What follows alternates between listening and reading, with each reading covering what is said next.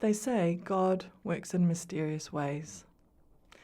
Not knowing your roots is not good, but being Māori and not knowing my way home made me feel very lost.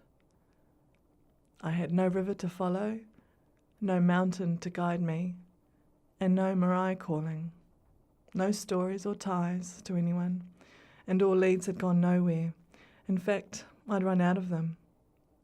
I was adopted when I was a baby, and up until 10 years ago, I had never made contact with my natural mum. It wasn't as though I'd not tried. I'd get a burst of emotional energy and would make heaps of contacts, gaining a little bit more information to add to the jigsaw puzzle, but none of these led anywhere.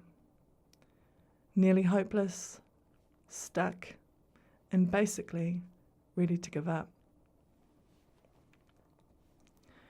And then a mate and I were checking out cafes in Sydney, and we thought we'd check out King's Cross.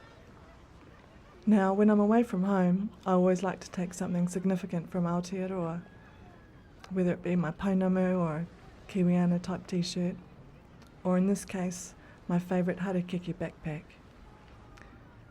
So we walked past this Māori fella who was having a coffee on the street. He said, "Kia ora," and we smiled and replied politely. "Where are you from?" he asked me straight. And in my head, all I'm thinking is, here we go again. I'm tired, I'm hungry, I don't want to tell a complete stranger in the middle of King's Cross all about my life history. So I simply say to him, "Bro, too long a story. Don't really feel like getting into it here, but yeah, New Zealand is home." He didn't give up though, and asked me again, "Nah, go on, tell me, where are you from?" Me and my mate shrugged our shoulders, looked at each other and thought, what the hell, and sat down. We ordered a coffee, and I started to share my journey with him. After 10 years of searching, it all happened in a dodgy cafe at the Cross, with my harakeke backpack that attracted a complete stranger with too many questions. Because he tells me he knows my mum. In fact, he went to school with her. He knows my mum's sisters and brothers. He knows the family well. He knows me. We went back to his house, and it was there that I had my first glimpse of me, of where my bones are from. In an old run-down boarding house, this hard-case fella shows me old black and whites of my great-nan and grandfather. He told me stories of my ancestors, showed me pictures of my marae.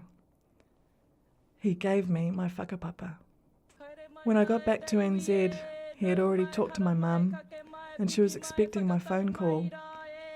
So too much, bro, wherever you are. Thanks for being my miracle worker, my angel.